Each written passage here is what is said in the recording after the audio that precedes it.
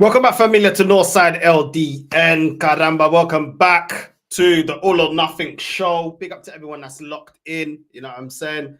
Happy Monday morning. I absolutely hate Mondays, but yeah, we've got some news, man. We've got some news to get into. We've got some top Gooner predictions as well that we're going to get into as well. So big up to everyone that's locked in.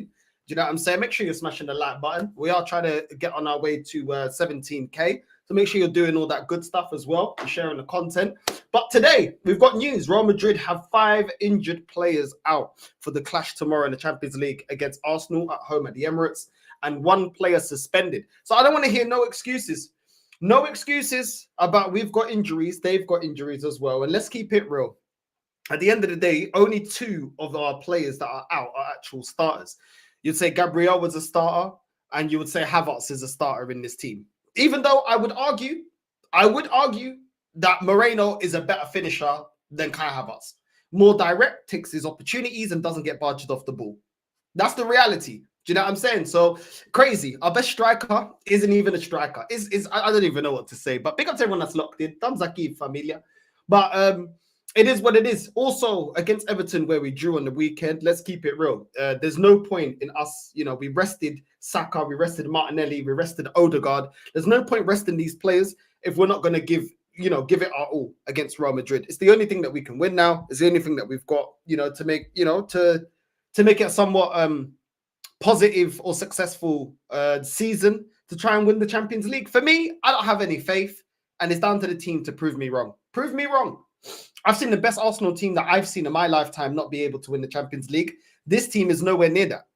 This team is nowhere near that. So let's see. You know what I'm saying? At the end of the day, prove me wrong. I'm more than happy to be proven wrong. I see a lot of Arsenal fans also taking this game as if it's like the Champions League final. It's not the final, bro. Yes, we want to beat Real Madrid, but at the end of the day, even if we beat Real Madrid, we have lost this season to Inter Milan 1-0. So yeah, it is what it is. But it is what let's do what we can. At the end of the day, we're in this position. It is what it is. But big up, man. Oh, the next 90-day fiance stream, bro. I think I'm gonna do it today, bro. I might do it today. Do you know what I'm saying? Listen, it is what it is. But listen, for me, I feel like we'll soon be at the Champions League. Trust me, there's gonna be girl talk on the constant. You know what I'm saying? Constant girl talk, bro, because we need other content outside of just talking about Arsenal. But big up to everyone that's locked in. Big up to everyone that's locked in. And let's get into this news, man. Let's get into this news about some of the injuries to Newcastle. Where is it? Right, Newcastle to Real Madrid. And let's get into it, bro. Let's get into it. Big up to everyone that's locked in, man. There we go. Where's the bookmark? Here we go. Right, Real Madrid and Arsenal confirmed team news, predicted lineup, injury latest for Champions League. Big up to everyone locked in, bro. Big up. Hey, I'm telling you. I'm telling you, bro. We're doing more content, bro, every day, bro. Trust me. I'm telling you, bro. Yeah, I mean, we need to get away from Arsenal, bro. And big up to Benfica as well for smashing Porto as well, 4-1. You know what I mean? My Dons, top of the league. Do you know what I'm saying? If Benfica win the league, don't nobody chat to me. No Arsenal fan chat to me. You know what I'm saying? If Benfica win the league, yeah, we've been cussing that manager. Nobody wanted him here. We didn't have to do a youth project and everything. And the guy comes in and takes over from Schmitty and wins the league. Don't ever chat to me about it. Can't be done. Don't ever tell me it takes time. I don't want to hear it. But anyway, let's go. Let's get into it. Real Madrid will look to continue their push for 16th Champions League title at the Emirates. Okay, blah, blah, blah, blah, blah. There we go. The goalkeeper position is under the microscope as Courtois, reportedly struggling with a cyst on his knee, has been named in the travelling squad after missing Madrid's last 3 games, including the 2-1 loss to Valencia over the weekend. Okay, we'll see. We will see. So Courtois looks like he could be a maybe for the game against Arsenal tomorrow. Courtois has trained ahead of traveling to London and should be set for a return to the starting lineup. Listen, Courtois is a bad boy goalkeeper. You know what I mean? That's a massive miss if they don't have Courtois. I think Lunin is also injured as well. We're going to get into it. We're going to get into the list of players that they've got injured, but I think Lunin isn't 100%. Also absent in the suspended is Tchouaméni, who picked up a 3rd booking in the Champions League campaign during the last 16 leg win over Atletico Madrid last time out. So Tchouaméni won't be available. To be fair, Tchouaméni hasn't been all that for Real Madrid as of late, to be fair. Let's just keep it real. So I don't think that weakens Real Madrid that much, Tchouaméni. I don't think he gets into the starting lineup. A lot of the time it's Ceballos. They mainly got a midfield of like Ceballos, Bellingham, and Camavinga. So a lot of the times Tchouaméni isn't an out-and-out starter for Real Madrid anyway, but he's not available due to suspension anyway.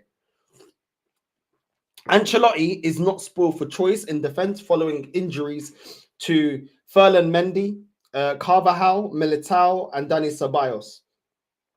So listen, Dani Ceballos was pivotal to the way that they played and absolutely bopped Man City off the park in the second leg in the Champions League. So that's a big miss not having Ceballos. Mendy's also a big miss as well. Do you know what I mean? Normally playing on that left-hand side. So that is a miss. Carvajal is also, you know, the experience. He's been there, done that. Obviously, Militao. So, listen, it is what it is, bro. It is what it is. But you best believe they're going to find a way to get through. By hook or by crook, they're going to find a way. You know what I mean? It's crazy. Luka Modric now 39 years old. Bro, how time flies. Modric is already... He's already 39 years old, bro. He can be pulling the strings in midfield. Well, obviously, Mbappe and Vinicius are available. Bellingham is also to feature. So, yeah, the predicted Real Madrid lineup goes as Courtois, Vasquez, Alaba, Rudiger, Garcia, Diaz, Modric, Valverde, Bellingham, Mbappe, Vinicius. I'm telling you right now, Vasquez is where we need Martinelli on job, bro. He needs to be cooking Vasquez, bro. Because Vasquez, I don't rate Vasquez, bro. That guy defensively is a liability. What we need to be doing, if they're playing Vasquez, that goes into our I wouldn't say plays into our hands, but it's an advantage that we could utilize. You know what I'm saying? He's somebody that defensively is sus. You know what I'm saying? So at the end of the day, target Vasquez. And yeah, that's what we got to do, bro. We got to focus most of our attack through the left-hand side. If they play Alaba as, you know what I'm saying? If they play Alaba to come up against Saka, that's going to be a difficult game. But Vasquez up against Martinelli, that's not too bad. That's not too bad, to be fair. And Martinelli's actually starting to pick up a bit of form, to be fair. So that might actually work, you know, in our advantage in that aspect. Obviously, we still have to put the ball in the back of the net. You still got to beat him, but that's a weakness that we can try and focus on. We can do that. Or we could play Trossard as well. Yeah, big up Zir. We could also play Trossard as well. You know what I mean? Alaba going up against Saka. Listen, as much as Saka's done well when he's come back, Saka isn't fully fit. And I think he may struggle. I think he may struggle against Alaba. I can't even lie. But Valverde up against Martinelli, I'd like to see that. The problem is, obviously, you already know Odegaard's been rubbish, but you already know the favoritism in this team. He's going to be playing Odegaard in the 10. Odegaard needs to be looking for Martinelli as well, and looking for them runs and getting him into the game. That's what we need. You know what I mean? And we need Moreno to just think it out in the box, bro. Just camping it, just go hang the box to depth, bro. I don't want to see Moreno dropping in deep doing a false 9 that he was trying to do against Everton. Stay in the box. Just stay in the box. You know what I mean? So it is what it is, but it ain't going to be easy because we saw against Man City how Bellingham is up for doing defensive work and dropping back and winning the ball. Okay, they ain't got Ceballos, but they still got Camavinga that will drop in and receive the ball as well. So they've got numerous players that will drop in deep and do the, you know, do the grafting and win the ball back. Valverde is more than happy to drop back and do defensive work. So it ain't going to be easy. Just because they got certain players out, they got a lot of players that know how to drop in deep, win the ball back and hit us on the counter. So it ain't going to be as easy as people think it is. And Modric as well, he already knows. He's already been here multiple times. He knows how to, you know, he knows how to not let the game get to, not to play to the occasion and just play their game and keep it ticking. So we're going to see, man. We're going to see. It's going to be interesting, to be fair. It's going to be interesting. Exactly. Yeah, I mean, like, it is what it is. It is what it is, bro.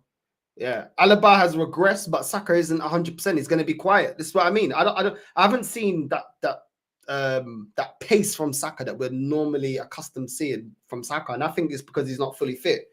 Normally, you see Saka trying to take on his man and running down the line, working his ass off. Now it's been a bit more calculated since he's come back from injury, which is completely understandable. The guy's been injured for time, so I'm not. It is what it is. What version of Saka are we going to get? You know what I mean? I'm not too sure. Mudryk is far superior than Rice and Partey. I think it's going to be a dirty low block from both of them. Yeah, I think so as well. And I think they're more than happy to take it to penalties, bro, because they got more than enough players that are capable of taking really good penalties. You know, even though Vinicius, to be fair, didn't score that penalty against Valencia. I saw the highlights. He didn't take that penalty. He's been poor on penalties. But the rest of the squad, they'll take their penalties, bro. You know what I'm saying? Bellingham will take his penalty. Mudryk knows how to take his penalty. Do you know what I'm saying? Modric will do what he needs to do, bro. So it is what it is, bro. I think, listen, even if both of them like stink it out and don't even score no goals, let's just say, bro, I'm not even confident in penalties. That's the reality, bro. Like, what penalty specialists have we really got? You know what I mean? Kivio will get dog walked by Mbappe. Yeah, bro, listen, it's going to be mad, bro. I've got a couple of clips that we're going to get through as well. So big up to everyone that's locked in. There are a couple of clips I'm going to get through. Alaba will keep Saka's quiet. He's an experienced winner. Yeah, bro. Jude Bellingham will show Declan Rice who's the best English player. Big up Macy, bro. Big up Devante as well. Big up to everyone that's locked in, bro. Do you know what I'm saying? Big up to everyone that's locked in. Make sure you keep smashing up the likes. Yeah, Vasquez is 33 years old, needs to be moved on compost Smurf, bro. It's one of them ones, bro. You know what I mean? It's one of them ones. But we'll see, man. We will see. They'll do what they need to have. Bro, trust me. I'm not confident. I'm not confident at all. I don't think any of them are confident, bro. You know what I mean? But yeah, man. Northside will be knocked out at the same time. Big up North. I'm still not confident about tomorrow. I think we will have to settle for a 1-1 draw. It's gonna be mad, bro. It's gonna be mad, bro. Nah, not for today, bro. Not for today, Sam, bro. I need to go back to work, bro. It's crazy, but yeah, man. Big up though.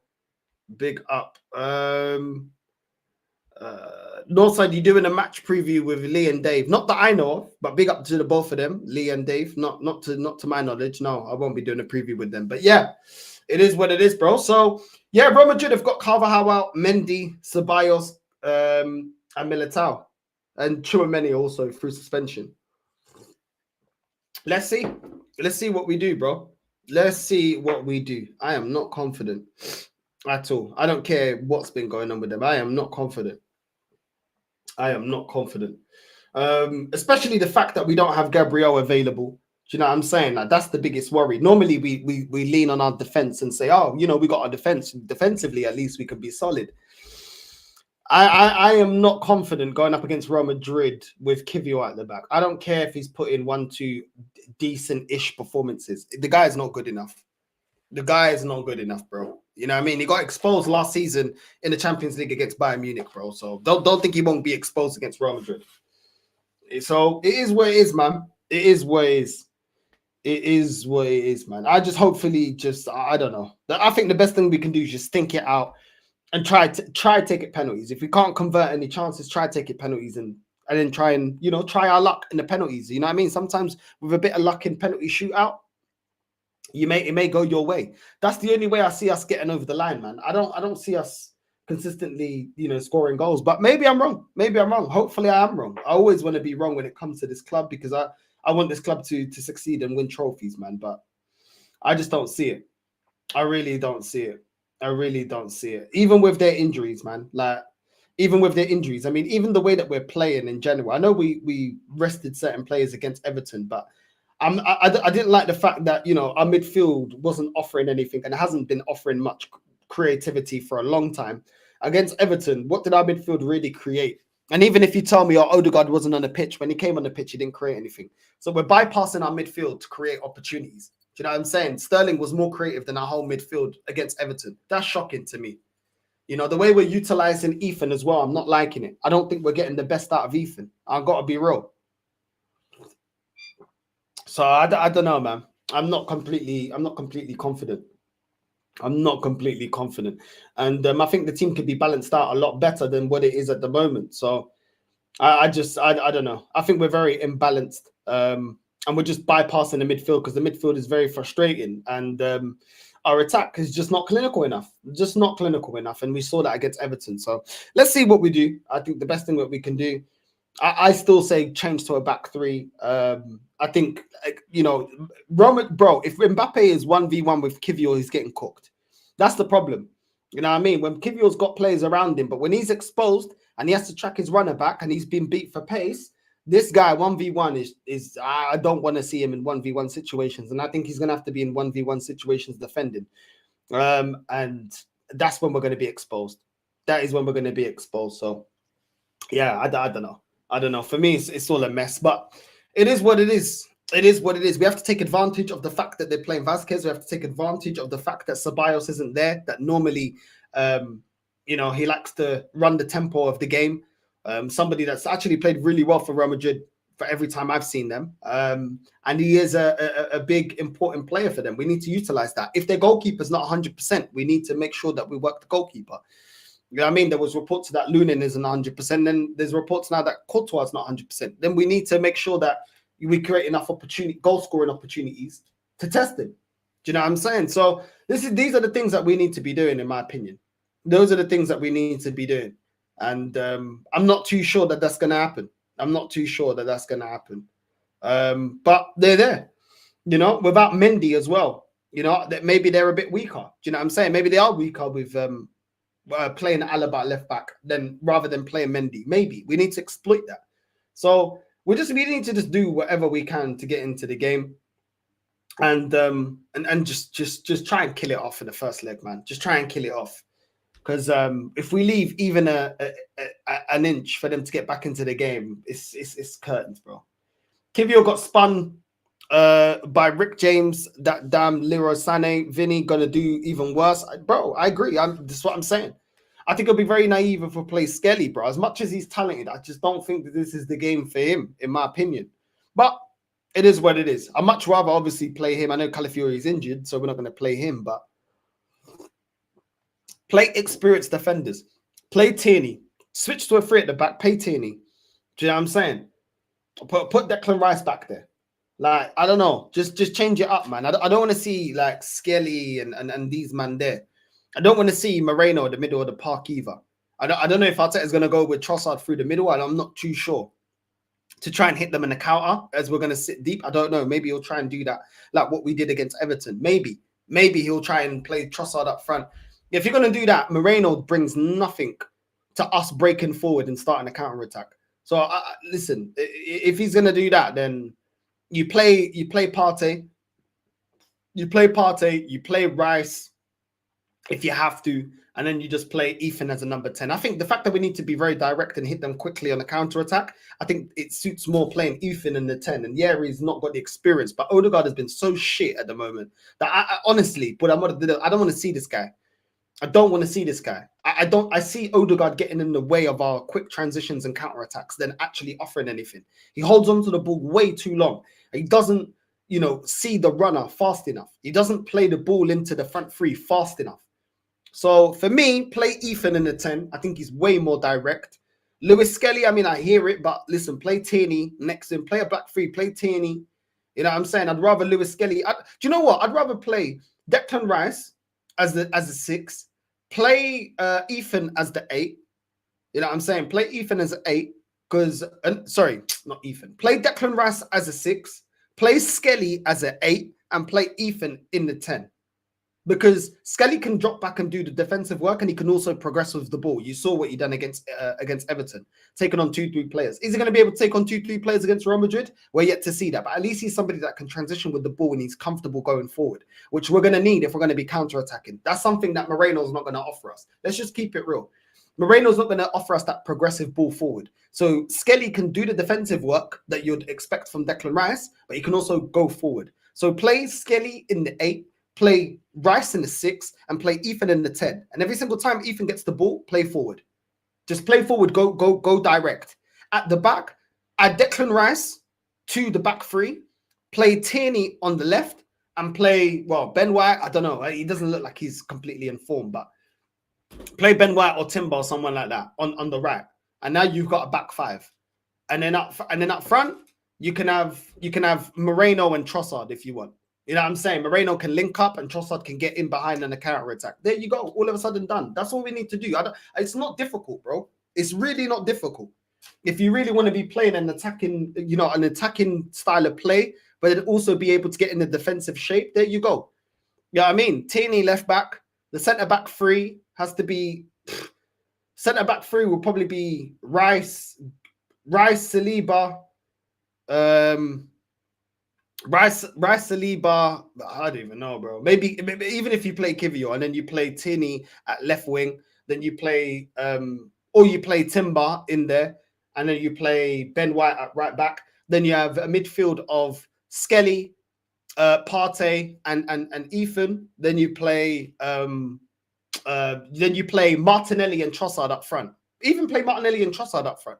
Do you know what I'm saying? Take out Moreno, play Martinelli and Trossard up front as an attacking two. Do you know what I'm saying? Like the way that Real Madrid played Vinny and Rodrigo up front last season when they had no striker. Maybe do that. Do you know what I'm saying? Then we've got the pace and the counter attack. We've got a midfield that can transition and is direct in Ethan and Skelly. Do you know what I'm saying? Martinelli and Trossard ready to receive the ball on the break. You've got a back line of flipping Timber, Ben White, Declan Rice, Skelly, not Skelly, sorry.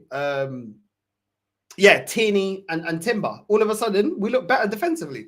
Why don't we do that? Why don't we do that? You know what I'm saying? Why don't we do that? I think we'd look much better. Would look much better. Defensively, we can still do what this manager likes to do, and we're a lot better going forward. Ain't nobody going to tell me that's not a lot better than what this manager wants to do. But it is what it is. Now, I agree, bro. Tierney ain't going to start, bro. Tierney ain't going to start. And I reckon Kivio's going to be exposed. The problem is that Raya is bad at 7 penalties if we hold on till pens. But then we have to put the ball in the back of the net. But look at the way that we're not converting our chances, bro. It's a gamble. Do you know what I mean? It's a gamble. That's the only thing. It's a gamble. I don't think we'd win in the penalty shootout, but it is what it is, man. What about Snotgard? Snotgard stays on the bench, bro. Stays on the bench. The problem is that Raya is bad at saving penalties. I hear that. What's this? That's fine. You only have to deal with Garcia, Mendy, and a couple others. You've got 9 world-class members. Word to Igal. Yeah, well, we ain't got no world-class players, bro. You already know that that's all cap. But let's get into what Top Gooners are saying about the game anyway. Let's get into what Top Gooners are saying. Let's get into it. All right, where's the clips? Let's run the clip. Let's go. First of all, Igal, let's go. Arsenal will be facing Real Madrid for the first time in 19 years. The only team in Champions League history to have a winning record versus Real Madrid. We've played them twice, we drew once, and we won once. Also, Arsenal will be facing them in the first leg at home at the Emirates tomorrow. So let's look at it and let's make some predictions, ladies and gentlemen. Obviously, let me know who you think is going to win the tie and how do you think the two games are going to go in the comments. First things first, some of the injuries and some of the players missing for the two teams going into this game. Raheem Sterling, Gabriel Magalhaes, who's a big blow, Jesus, Kai Havertz, Calafiori, and Tomiyasu. As for Real Madrid, suspension for Tchouaméni. The backup keeper, Lana, is out. Carvajal's missed a lot of game time due to his knee injury. Ceballos is out, Militao's out, and Mendy's. Safe to say Real Madrid have a lot of players out also with their injuries, but let's not play like they're underdog. Still got Thibaut Courtois who's going to be available. And it looks like David Alaba could be playing left back. Alaba versus Saka, I'm looking forward to that matchup. But yeah, for my prediction for the first game at the Emirates, I expect Arsenal to win. I expect us to get a result. I'm going to go with a 2-0 Arsenal victory in the first leg at home. Let's see what happens in the second leg, but that's my prediction for the first leg. And Igal saying 2-0, 2-0 Arsenal. Okay. Let's see. 2-0 Arsenal prediction, yeah? Okay, we're going to see. We are going to see. I'm going to have to stock up on Maggie's tomorrow, man. I'm going to have to stock up on Maggie's because some way, somehow, this team's going to piss me off. You know what I'm saying? But yeah, apparently, according to Igal, we're winning 2-0. Very confident from Igal. And I want to see the strongest Arsenal available team. I want to see Bukayo Saka, Martinelli, all those guys back into the team. I want us to play serious counter-attacking football and let Real Madrid have the ball, see if they can break us down, because we're not going to have our best defense, but our defense is still very solid. And be prepared for haram ball, ladies and gentlemen. Our defense is very solid. Very solid. Okay, we'll see. We'll see how solid the defense is. You know what I'm saying? We'll see how solid that defense is. But yeah, that's Igal's prediction. 2-0 to Arsenal. Okay, we'll see. Let's run the next one. Piers Morgan's son.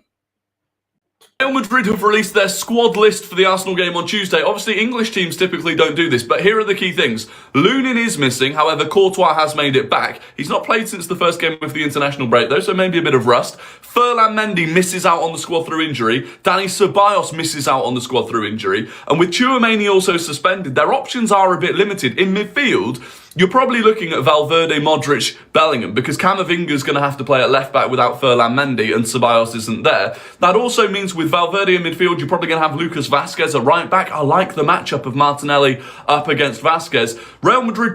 The first thing he said that I've actually agreed with, yeah? That could actually be a good matchup in our favour, that matchup. But we still got to put the ball in the back of the net, which is one of Martinelli's biggest weaknesses, putting the ball in the back of the net. Defensively have not been great recently anyway. Am I crazy for thinking we could do something? Madrid also lost yesterday at home to Valencia. What the hell? 1 sec. I don't know what happened there. Don't know what happened there. Hold on.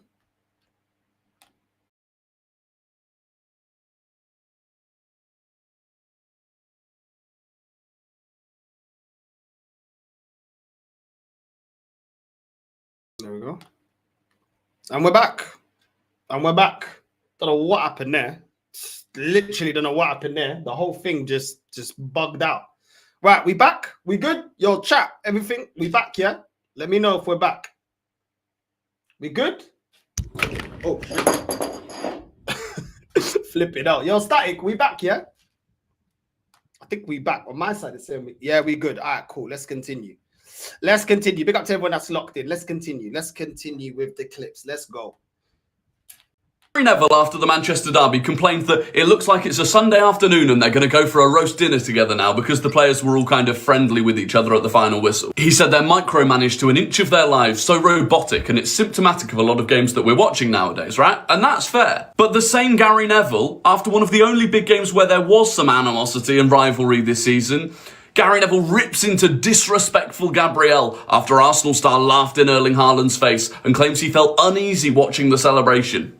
So which way is it? Do you want that sort of thing, or do you not want that sort of thing? Or is it only that certain players and certain teams are allowed to show that sort of thing? You see, if that was Harry Maguire instead of Gabriel, he would have been loving it, but he had to find a way to criticise it because it was a team. And this is the problem that we've got. Big voices in the media react to things completely differently based on who and which team it is doing it. And that sounds to me a lot like you know, a lot of you top gooners. You lot flip-flop on your standards. You flip-flop on what's success when it's now criticism facing Arteta. Pochettino at Spurs is deemed as a failure because he didn't win anything. Arteta not winning anything is trust the process. Give him another year. He needs more money. Needs more time. Do you know what I'm saying? Start of the season, you man said we have to win a major honor. This season, you're saying, well, context. You know, context. Give him another year. So, listen, Gary Neville, I don't know why this fan base gets so upset by these pundits. I really couldn't give a shit, bro. Like, the pundits aren't the reason why we don't have a good enough bench. The pundits aren't the reason why this manager's in-game management is poor. The pundits aren't the reason why Mikel Arteta can't get us through to even a final, let alone winning it, while he's been here in the last 5 years after all this money spent. Mikel, you know, the pundits aren't to blame for the fact that, you know, this team aren't playing well. You know, the pundits aren't to blame for the fact that we don't have a proper centre-back replacement or rotation after you, man, said we've got versatility and 26,000 combinations. You know what I'm saying? Like, bro, I really don't care. Like, Gary Neville, yeah, is a Man United legend. He has no love for Arsenal, and nor should he. Who gives a fuck? Yeah, sometimes you see what pundits say, and you're like, oh, okay, well, I can see a bit of them being biased or chatting shit. But whatever. Why do we always have to cry about everything? Like, why does this fan base have to cry about everything? Oh, we want equality in the game. Equality in the game. When we played Chelsea, yeah, there was two decisions that we should have got bookings. Not one Arsenal fan said anything about it. Yeah, I mean, these man, bro. These man, they hold everybody to a certain standard that they want fairness and they want consistency. They're not even consistent with their views about this manager, this team, this project. Yeah, I'm saying, and then they're calling out other people for their inconsistencies. This whole fan base is inconsistent. They told us it took Klopp 4 years. You still want him. You still want Arteta in the job. Why are you not calling for Arteta's head? They said we had a 10 out of 10 transfer window in the summer, but now they're saying we need the missing pieces. Nico Williams, this and that. This is the hypocrisy in this fan base. But then everybody else has to be, you know, they have to stick to what they say. They have to be consistent. This fan base is inconsistent. They're inconsistent. They want to be talking about, oh, but there's different levels of being successful. But then everybody else, oh, what did you win? What did you win? When it's Arteta, well, it's been a successful season not winning anything and getting kicked out all the cups. Makes no sense, man. Makes no sense. You know, they hold these pundits to a higher standard than they do their own manager that's running the club. Again, right, when it comes to them complaining about the lack of individualism, the lack of originality, how everything's so systematic, so robotic, yet at the same time, he's out there suggesting that probably the player that is most symbolic of that robotic, systematic player, Phil Foden, that England build the entire team and focus an entire system around Phil Foden, rather than your individualistic mavericks like Cole Palmer, like Morgan Rogers. So again, it's like, which way do you want it? It's really, it's just baffling sometimes. Never. Mad thing is, we can apply this to everything that you man have said. Do you know what I'm saying? You man now want a clinical striker after telling us that Kai Havertz, if you don't know what Kai Havertz does, you know nothing about ball. Kai Havertz brings more to his game than just, you know, scoring goals. But now you man want a goal scorer. It's crazy. You know what I'm saying? Like, don't throw stones when you live in a glass house. At least stick by your own opinions and don't flip-flop before you start calling somebody else like Gary Neville for flip-flopping.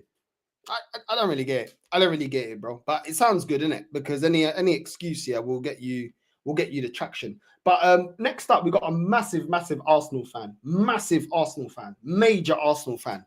Yeah. And instead of analysing the game against Everton, this is what he had to say. Massive Arsenal fan. Henry Wright. No one can tell me there isn't an Arsenal refereeing agenda. It does not matter which Premier League game there is. There seems to be a controversial moment in every single Arsenal game. And today we got that again. Miles Lewis-Skelly gives away a penalty. For me, that is not a penalty. On another day, due to the inconsistencies of the Premier League rules, the Premier League officiating, that will not be given as a penalty. Not only that, there was an incident in the game where it should have been a foul for Arsenal, and the referee has his back turned to the situation.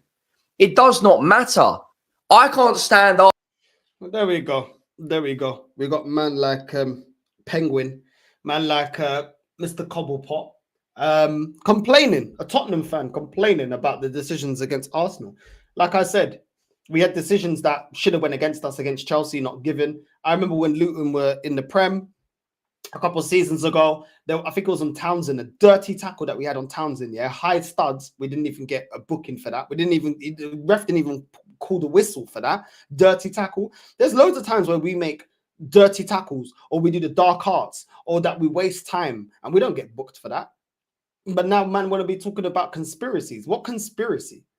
You know what I'm saying? What conspiracy? Every time we drop points, it's a conspiracy. There's no conspiracy, bro. We ain't been good enough. We ain't been good enough.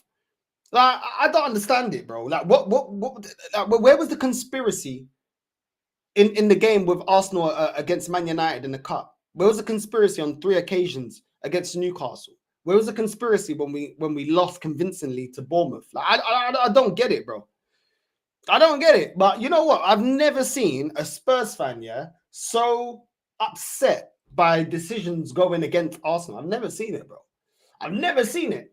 Do you know what I'm saying? So it is what it is, man. You know what I'm saying? Obviously, man knows what, you know, what's going to get the traction. And yeah, man, he's fully on board. He's fully on board, bro. You know what I mean? Crazy. Absolutely crazy, bro. But let's continue. Arsenal. But I will call this out for the remainder of time that I am on this planet, that there is a serious bias towards Arsenal. Look at the Saliba situation against Brighton. Has anyone ever seen a penalty for winning a header and then clashing with a player afterwards? You think back to the Arsenal-Brighton game. Declan Rice is sent off, yet João Pedro isn't. But it's both the same thing. It's absolutely insanity what we're seeing right now. No one. Do you know what? Yeah, next season, listen, next season, every game I am going to put on my notes challenges that we make or decisions that should go against us that are not given. I am going to document every single time that we make a mistake and we're not penalized for it. I'm going to jot down every single one. I'm going to make a massive list. Next season, I'm documenting everything. You see the way I got the clips? I'm documenting everything. Everything. And the next time, yeah, people start telling me about, oh, we're ref differently, I'm going to go through the whole list of tackles and fouls that we give and we are not penalized for it. And then say, what's going on with these games? So that's what we're going to do now. That's the only way to combat this. I'm going to have to be petty. I'm going to have to document every little thing that happens in a game to make sure that all of this rubbish here is eliminated, because it's all just to deflect from this club not doing enough. That's all it is, man. Let's just keep it real, bro. It's mad, bro. Tottenham, we are your rivals, bro. And you're making excuses like crazy. Let's go. Ben White, Gabriel Calafiori, Mikel Merino, Martin Odegaard, Kai Havertz, Gabriel Martinelli, Gabriel Jesus, and Bukayo Saka. I just listed you an entire outfield team who have been injured for 6+ weeks this season. Do you know how outrageous that is? Gabriel being injured has made that our 5th surgery this season to our players. Do you know how ridiculous? That's not normal. That's abnormal. We should be in a relegation battle. We should be where Manchester United and where Tottenham are. Not really. Not really. I remember a couple of seasons ago with Liverpool, they had about 12 injuries, 11 injuries in the season. Do you know what I'm saying? Under Klopp, and they still got in the top 4. Do you know what I'm saying? I seen Liverpool last season have loads of injuries, go to a cup final against Chelsea, play the kids and still win a cup. Like, man, they always want to make it seem like everything that we do is like unprecedented. It's not unprecedented. Everybody gets injuries. Yes, this season, Tottenham, yeah, they've gone off a cliff. Man United, they're gone off a cliff. But if your team is built properly, you should be able to sustain the injuries because you should already have players there ready to do the job. Do you know what I'm saying? Like, that's the whole point of having a squad. So I've seen teams be ravaged with injuries and still be able to perform. Chelsea have had some injuries. They've had Jackson out. Do you know what I'm saying? They've had injuries this season as well. And they're still fighting to get in the top 4. I'm not hearing all this nonsense, bro. Like, it's always this miracle that Arsenal, oh, but look at all the injuries. Look at where we are. Look at where we are. What are we doing? We're doing nothing. We're doing nothing. With 5 seasons to build a team, you should be able to weather the storm of having certain players out. And let's be real. When we go through the injuries here, a lot of them were more attacking players. We still had a lot of our midfield. Like, our defense, apart from Calafiori, didn't really have that many injuries. Well, we had Ben White that was injured. But at the same time, we brought in Timber. And we had Lewis Skelly that came up. So we had enough rotation. We had enough rotation. And if we didn't, and the fact that we had Saka out for so long and we had flipping injuries to Havertz, well, why didn't we go and recruit properly? It's all a recruitment thing.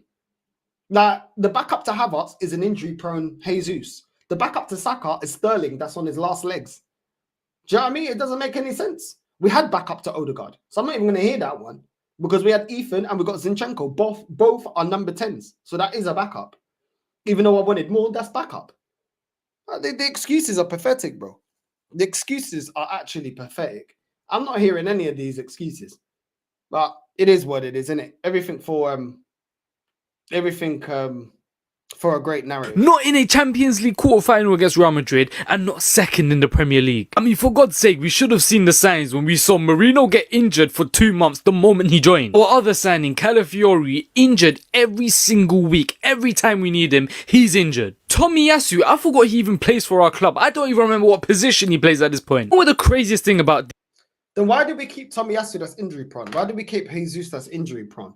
Why were we playing players injured at the start of the season? We played Ben White injured.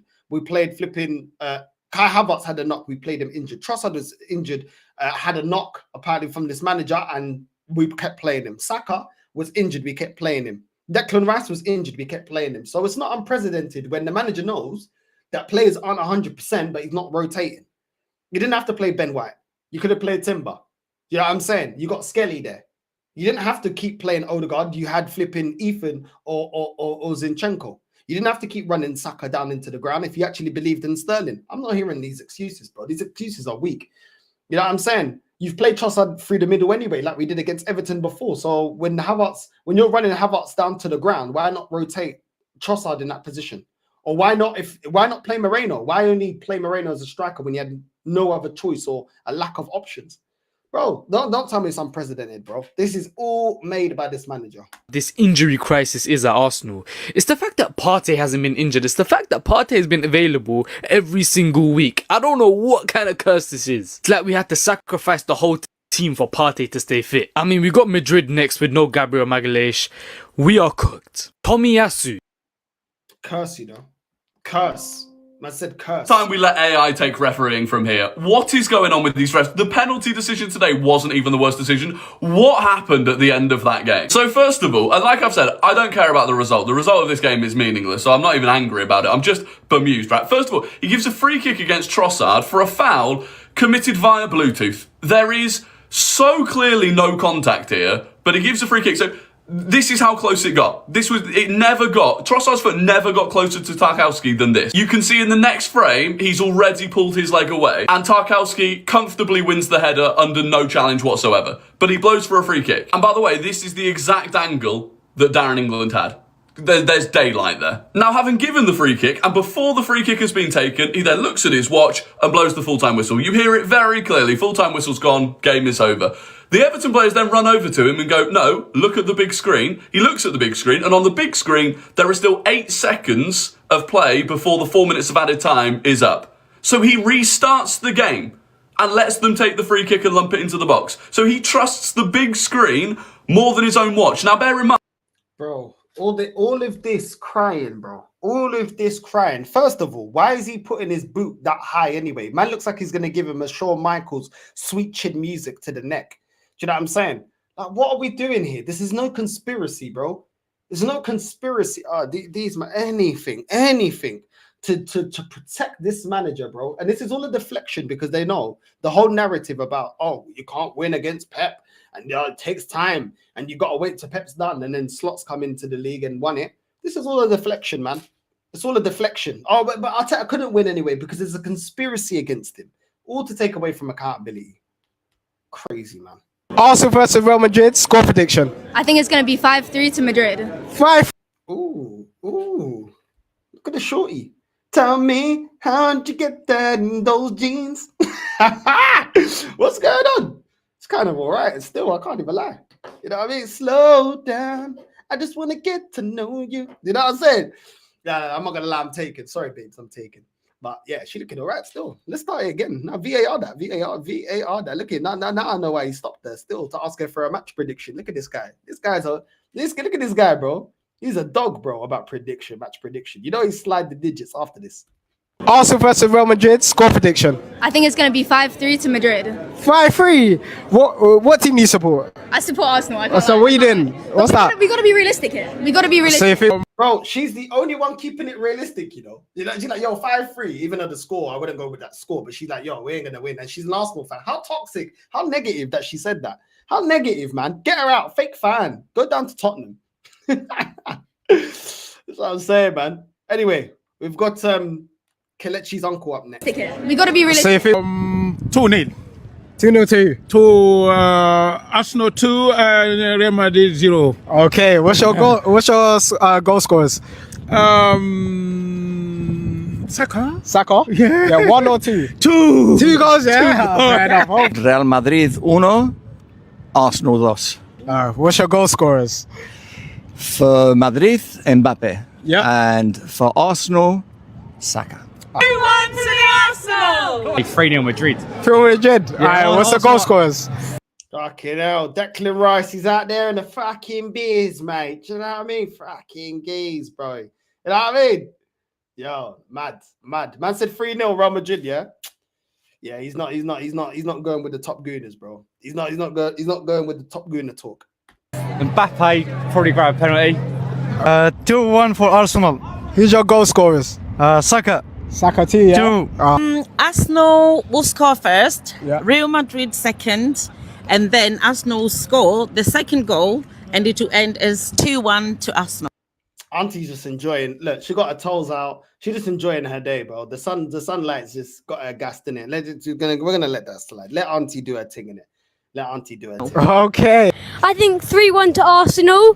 One by Saka, one by Ben White, one by Rice, and Mbappe for Real Madrid. Oh, Arsenal versus Real Madrid.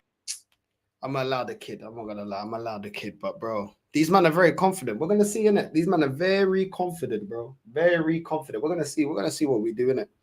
You already know I ain't got no faith. I ain't got no faith. So it is what it is. Just get over the line. I don't really care by hook or by crook. I don't care how we do it. Just get over the line. And yeah, man. Oh, big up Static, man. Every single time, bro. Big up Static. But yeah. I don't know, bro. People think that Saka's available. Like, bro, he's just come back from a massive injury, bro. I think these men are going to be in for a rude awakening, bro. I'm going to keep it real. So we're going to see, man. We're going to see. But it is what it is, man. Just believe.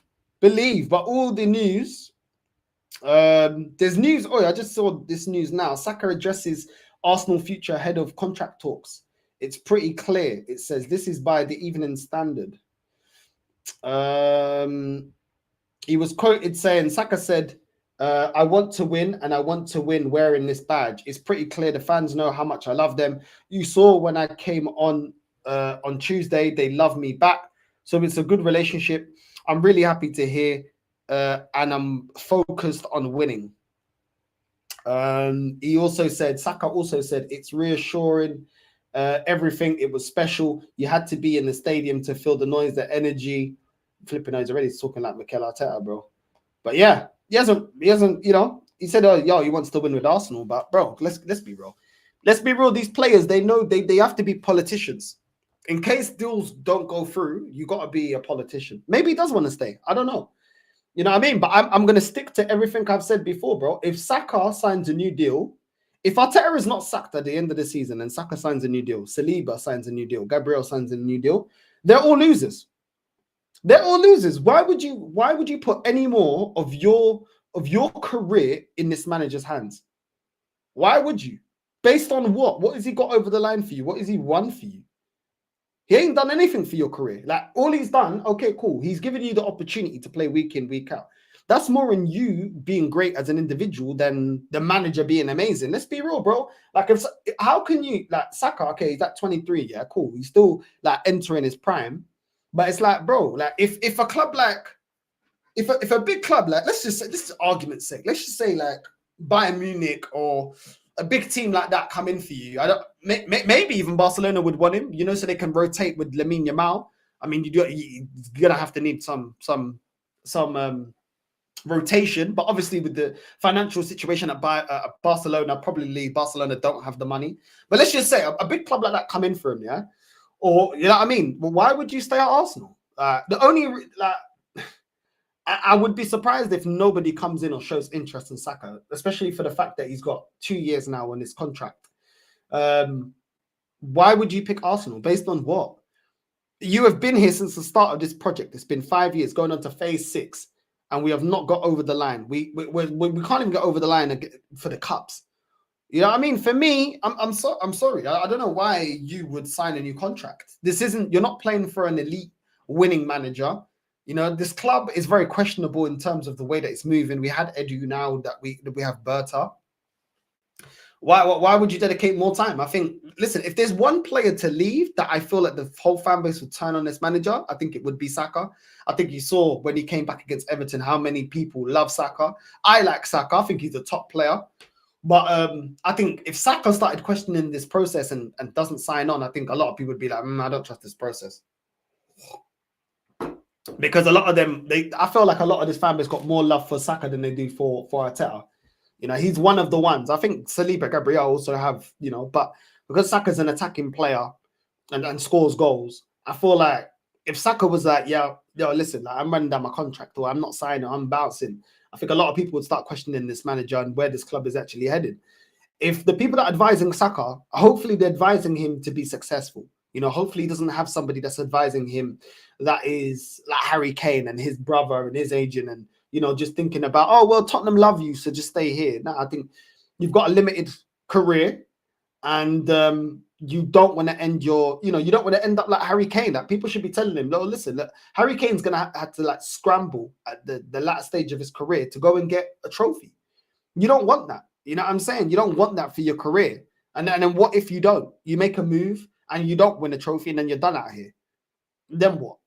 You know what I mean? It's just, don't gamble with your career, man. You got to be selfish as a player. Look, I would love Saka to stay at Arsenal, but I think he's got the talent to do better than what we're doing right now. We are not showing the ambition. We're not moving serious to go out there and buy the best players, to get the best managers in. We got a great sporting director, in my opinion, but at the end of the day, we never complete the puzzle. We always players behind that we need, or we don't have the right sporting director, or we got the right sporting director, we don't have the right manager. Like, this club just doesn't get its shit together, no matter how much money you throw at it, how much time you give it. So for me, I just feel like Saka should move on, bro.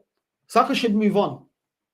Do you know what I mean? Fuck the money. You're going to get money anyway. You're a top player. You're going to get money anyway. Go be successful. Go win trophies. Big clubs are going to offer you big wages anyway. So you're going to get money anyway. Like, I'm sorry, if Saka stays, and I'm here, look, if Arsenal are the only one, which I don't believe is the case, if Arsenal are the only ones offering him a contract, then okay, cool, you stay. But if not, bro, I don't even know, bro. I'd run down my contract, bro. I'd run down my contract. I would say to Arsenal, yeah, if I was Saka, yeah, I would say, listen, I need to be winning major honours. So if you're going to give this manager another year, then I'm going to hold back renewing my contract for another year, because I need certain reassurances. I need to know that you guys are going to be moving serious. And I think he needs to hold that to reassurance. And he could put a lot of pressure on the ownership. You know what I mean? He's got the power and the popularity to put a lot of pressure on this ownership. They will lose a lot of faith within the fan base if Saka was to go. 100%. 100%. If you ask me, I'm telling you right now. The little kids are imitating Saka. They're not really imitating like Saliba and Gabriel. I'm not saying that they're not as important, but it's just how it is. Like, attacking players are, they're paid the money that they're paid for a reason, and it is what it is, isn't it? So listen, the fact that we got Saka, this club cannot afford to lose Saka. But what are you doing to keep him? Are you going out there and buying the best players? We've been linked with Sesko. We could have got, top players, and then we're looking at Cunha. Like, it's underwhelming. You're buying flipping Sterling. Hopefully Saka's got football people running his, his career, and not people that, like a George Mendes, yeah. He's a very selfish person that just cares about, getting his money from player sales, and doesn't really care about what if it works out for the player's success, their career. You saw how many players that he flogged to wolves, and a lot of them, it didn't work out for them. So, Fabio Silva comes up as one, the striker from Porto that went there. So hopefully he's got people that care about his career, man. Because listen, win as much as you can in your career, and when you stop your footballing career, your brand will live forever. You know what I mean? The brand of Ronaldinho lives forever. Neymar's brand is because of all the trophies. Do you know what I mean? Cristiano's brand is because of all the trophies and the success. Messi's brand, you're going to get money. You're going to be caked anyway. Win what you need to win. Do you know what I'm saying? And that's what lives forever. That's what lives forever. You got the heritage and you got the money. Do you know what I'm saying? Go for both. But I don't know, man. Everyone is, all these players, they're all in the game for different reasons, man. Would love to think that all these players, even the best players, you may assume, they're in the game because they want to win. Not necessarily. A lot of these players are like, yo, it's a job that pays me really well. A lot of players do think like that. Unfortunate. It's unfortunate, but it's the truth. So hopefully, we are able to just get the deal over the line, but also show ambition. I don't really want to see him just wasting his career here. I want Saka to win trophies. I want a lot of the good players here to win trophies, but I'm not going to begrudge players leaving my club if my club is not moving serious. If my club is moving serious and they're moving on, then yeah, I could be upset. Like Ashley, the thing is with Ashley Cole was we were successful in the time that he wanted to leave, that he did leave. But that whole situation, obviously, we didn't want to offer the wages that he believed he was worth, and he was worth the money that he was asking for. So it is what it is. We effed up, but But it is what it is. It's a very different feeling, Ashley Cole leaving Arsenal, than when I saw Nasri leaving because he wants to win, or Van Persie leave because he wants to win, or Fabregas want to leave because he wants to win, or Adebayor leaving because he wants to win. It goes hand in hand, man. There's no loyalty in football, bro. You know what I mean? And nor should there be, because clubs don't have no loyalty. When they feel like you're not good enough, they don't give a crap. They loan you out, you don't perform, they get rid of you, they sell you, tell you that you're not going to get any minutes. It is what it is, man. It's the nature of the game. So I don't know. If these three, if they sign without like me seeing significant change within this club, for me, they're certified losers, bro. I agree. Saka's key to get rid of this manager sooner. Yeah, bro. If Saka starts delaying on the contract, and there's murmurs about he's not happy with the direction of the club, people start calling out the club. Yeah, Adebayor never wanted to leave. Yeah, that's true. Adebayor didn't want to leave, and Wenger said he must leave to get the money. But still, I'm sure he doesn't regret it, though. You know what I'm saying? All the trophy that going Man City and winning major honors, I'm sure he doesn't regret it. But yeah, that is true. He was frozen out of the team. That is true. He needs a backup. He has to force his hand to push our board to recruit someone in order to rest him. But what if Saka has faith in Arteta? That's what people forget. Saka should leave, but he might prefer to stay at Arsenal. That's what I'm saying. If he stays, then obviously Saka's a certified loser. You're a very good player, but you're a loser. Same thing as Harry Kane. Same energy, bro. Harry Kane in his prime, top player. But you're a loser. You're a loser, bro. You know what I mean? It is what it is. You're a loser. You didn't want to go and win the major honors, bro. You were happy with just receiving, you know, a big boy contract and sitting where there's no pressure. I don't rate that. Big up the host in the chat. Respect from Trinidad and Tobago. Do you think you have a chance against Madrid? Oh, big up, my G. We have a chance. I just don't know how much of a chance we really do, though, have against Real Madrid. Worst Bayern team in years, pounded us last time around. How can people genuinely believe this time will be different against a better Real Madrid team? Big up, bro. Because this club, this fan base never learn, bro. This fan base never learn. I'll be completely real, bro. They never learn. It's just hope. It's just everything is about hope and emotion, bro. They're just trying to hold on. You know what I mean? That's what they're trying to do. They're trying to hold on. But yeah, man, big up to everyone that's locked in. We're going to redirect to Saeed. Northside raid on the way into Saeed's show. And I'll see you guys later on. You know what I mean? Big up, familia. Love. Northside raid on the way in. Love.